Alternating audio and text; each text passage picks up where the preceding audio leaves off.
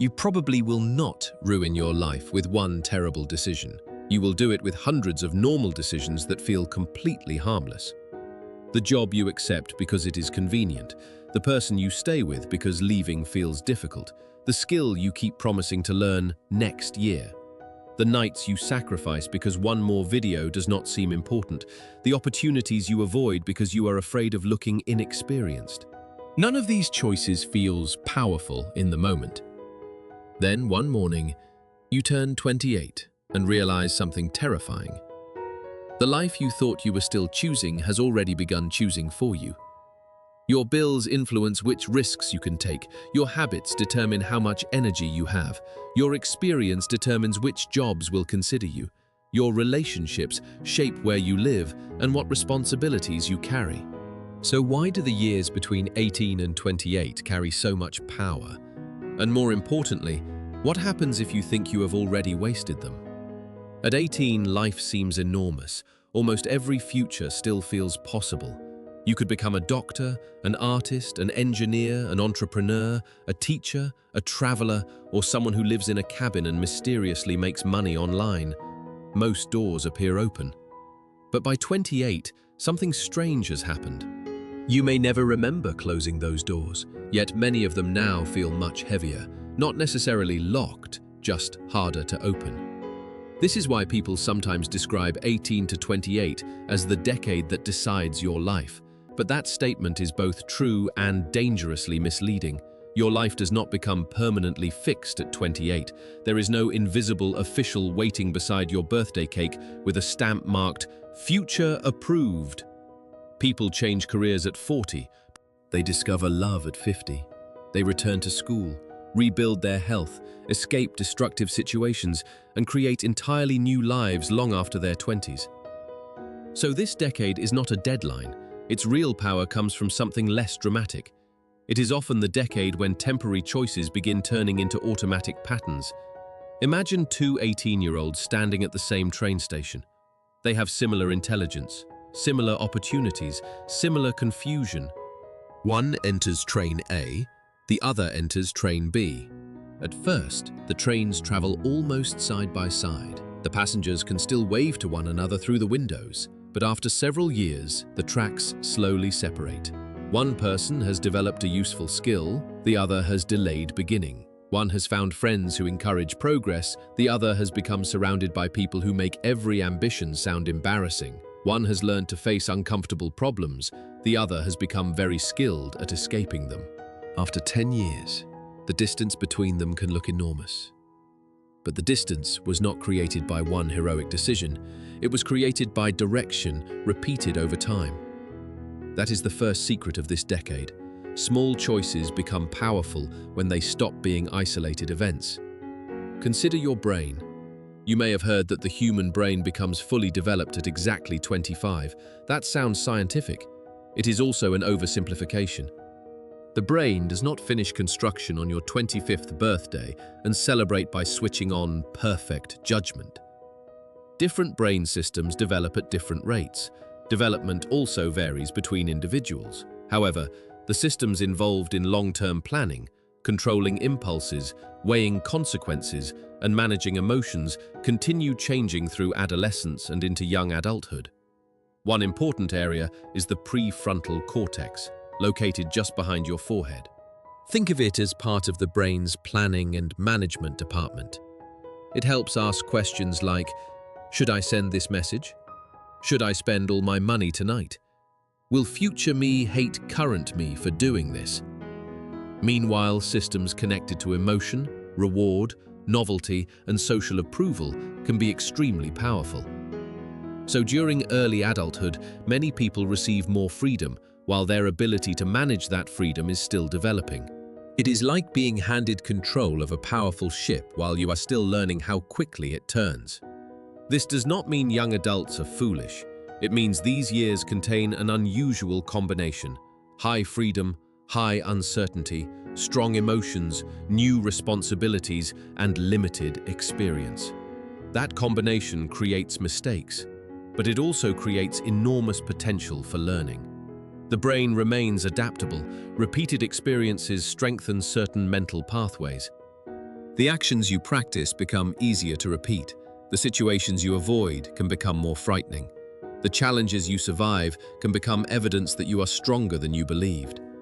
In other words, during these years, you are not only finding out who you are practicing who you will become. Imagine a 19-year-old starting work at a crowded cafe. On the first morning, speaking to customers feels painful. The person worries about saying the wrong thing. Their hands shake while carrying drinks. One impatient customer complains about the foam on a coffee as though international law has been violated. But the worker returns the next day, then the next. They speak to strangers, they make mistakes, they apologize, they solve problems. They learn that embarrassment is uncomfortable but survivable. After a year, the person may say, "I became confident." But confidence did not suddenly appear inside them. It was built from hundreds of small pieces of evidence. I handled that. I survived this. I did not know what to do, but I figured it out. Now imagine another person who believes they are bad with people. Whenever a social opportunity appears, they avoid it. Each escape provides immediate relief, but the brain learns a dangerous lesson. Avoidance kept me safe. The next social situation feels even more threatening. The person avoids it again, soon. A temporary fear becomes a repeated behavior. The repeated behavior becomes part of a personal story. I am just not a social person. This is one reason identity can become powerful during the 20s. We often imagine identity comes first. I am disciplined, so I exercise. I am confident, so I speak up. I am creative, so I make things. But the process frequently works in the opposite direction. You exercise repeatedly, so you begin seeing yourself as disciplined. You speak despite being nervous, so you begin seeing yourself as courageous. You create terrible early work, continue anyway, and slowly begin calling yourself an artist. Identity is not only something you discover, it is also something your actions vote for. Every repeated behavior is a small vote for a particular version of you. One vote does not decide the election, but 10 years of voting can create a landslide. And this is where habits enter the story. Habits are useful because the brain cannot carefully debate every action. Imagine needing to make a complex decision every time you brush your teeth. You would stand in the bathroom holding a toothbrush while your brain prepared a 40-page report. Instead, repeated actions become more automatic. The brain connects a cue with a behavior. You wake up, so you check your phone. You feel anxious, so you eat. You become bored, so you open an app. You sit at a desk, so you begin working. The more often a loop is repeated in a stable situation, the less thought it may require. Now picture someone returning home every evening. They place their bag down, they lie on the bed, they open their phone for 5 minutes. One video becomes 10, 10 becomes 30, suddenly it is 2 in the morning. The next day begins with too little sleep. The person has less patience, less focus, less motivation. Important work becomes harder. Because the work feels harder, they avoid it. Avoidance creates guilt. Guilt creates stress. Stress sends them back to the phone. No single evening destroyed anything, but the loop has begun feeding itself. Now change one small part of the scene. The phone charges outside the bedroom, a book rests beside the bed, an alarm reminds the person to begin preparing for sleep. This does not guarantee perfect behavior, but it changes which action is easiest. And that reveals another hidden truth. Your environment often has more control over your future than your motivation does. Motivation is unreliable. Some mornings you feel unstoppable. Other mornings, getting out of bed feels like negotiating a peace treaty with your blanket. You cannot depend on feeling inspired every day for 10 years. Eventually, your environment begins making decisions for you. The food you keep nearby, the apps on your home screen, the distance between your bed and your alarm, the people you spend time with, the expectations that surround you. These become invisible forces. And social forces may be among the strongest. Humans constantly look to other humans to understand what is normal. In one group, reading every evening seems normal. In another, it seems strange. In one group, everyone discusses plans, skills, businesses, and opportunities. In another, anyone who tries something new is immediately mocked.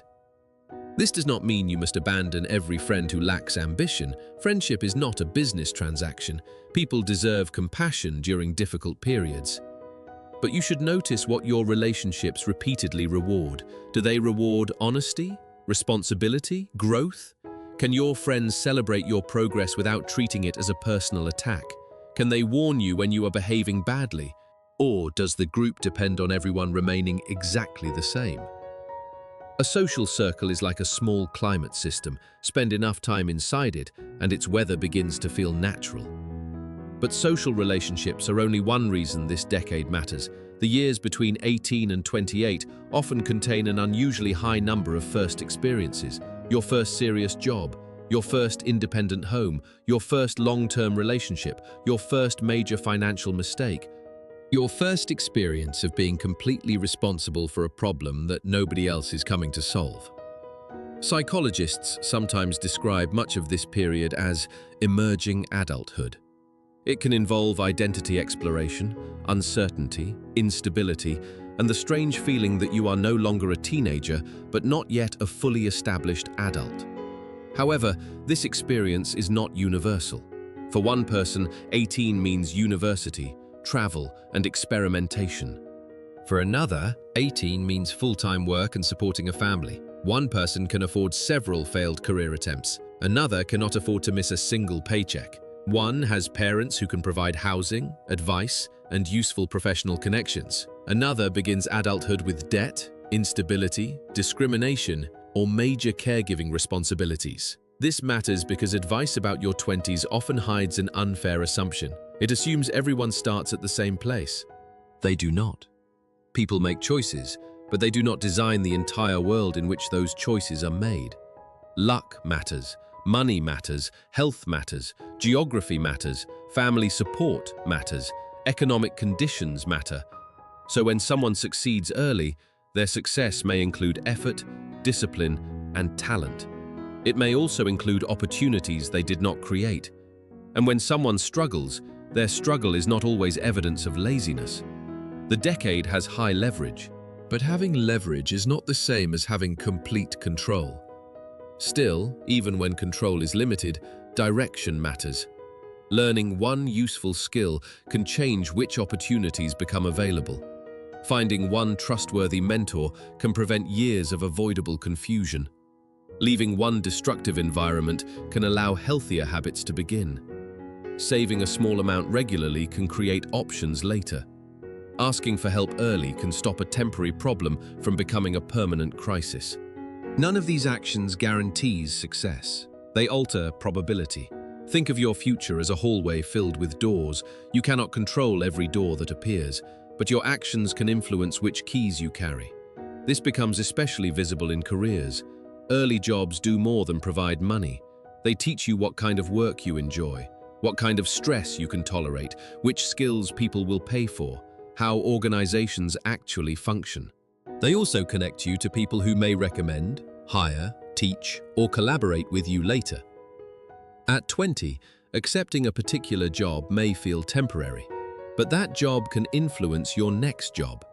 The next job influences your experience. Your experience influences which opportunities you notice.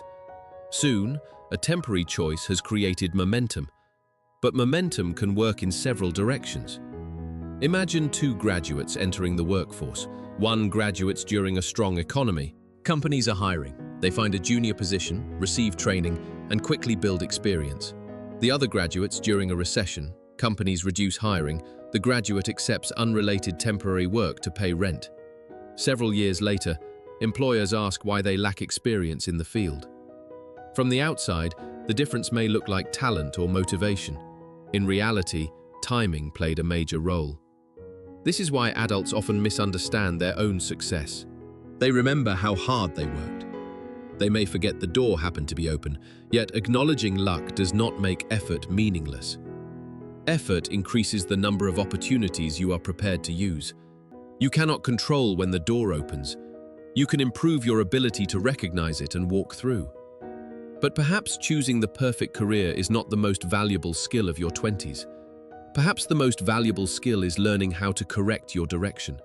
Young people are often told to choose wisely, choose the right degree, the right career, the right city, the right relationship.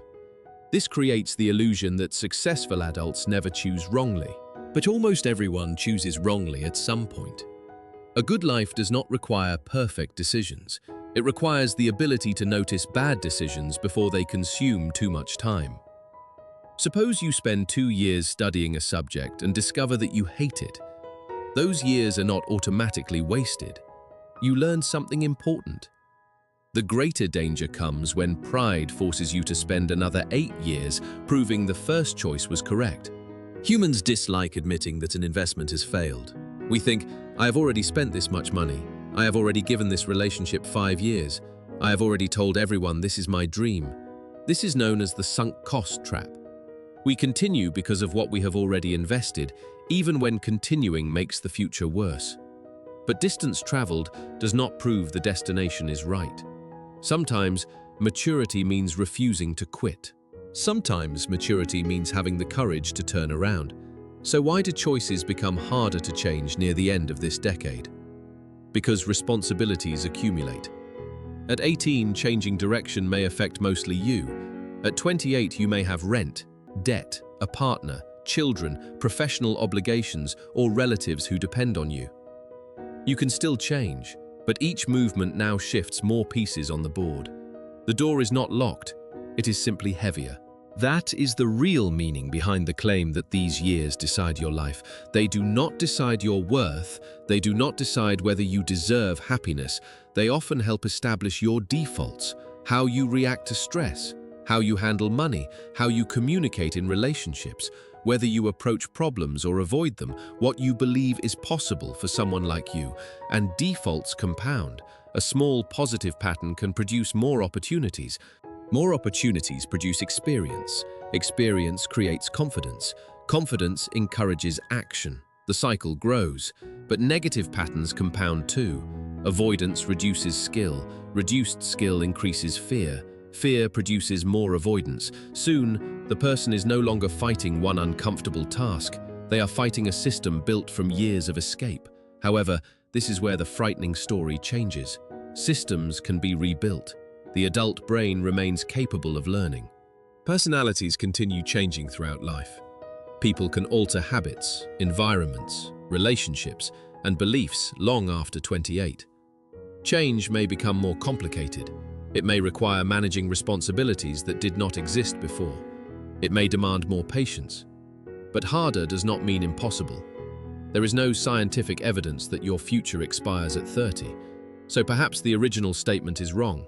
18 to 28 are not necessarily the years that decide your entire life. They are often the years when your repeated choices begin deciding things automatically. The goal then is not to create a flawless decade. You will make mistakes, you will waste time, you will trust the wrong person, you will miss opportunities, you may study the wrong subject, accept the wrong job, or spend several years chasing a dream that never truly belonged to you. That does not mean your life is ruined. The real danger is allowing mistakes to become unconscious patterns. The solution is not panic, it is attention. Notice what your ordinary days are practicing. Notice what happens when you feel afraid. Notice which environments make your worst habits easy. Notice which people make your best qualities stronger. Notice what you keep saying you will begin next year. Then change something small enough to repeat. Not an entirely new life by Monday. One application, one difficult conversation, 1 hour spent learning a skill, one boundary, one earlier bedtime, one appointment, one saved payment, one request for help. A decade looks enormous when you stand at the beginning of it, but every decade is made from days so ordinary that they are easy to disrespect. A morning, a meal, a message, a choice made when nobody is watching. At 18, those actions look like drops of water. At 28, you may finally see the river they created. And that river does not determine where you are allowed to go forever, but it does determine where you will travel if you stop steering. So the question is not, have I already wasted the years that were supposed to decide my life? The better question is, What is my life quietly training me to become next?